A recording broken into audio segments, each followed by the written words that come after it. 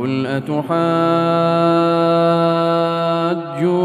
في الله وهو ربنا وربكم ولنا أعمالنا ولكم أعمالكم ونحن له مخلصون أم تقولون إن إبراهيم وإسماعيل وإسحاق ويعقوب والأسباط كانوا هودا أو نصارى قل أأنتم أعلم أم الله ومن أظلم ممن كتم شهادة عنده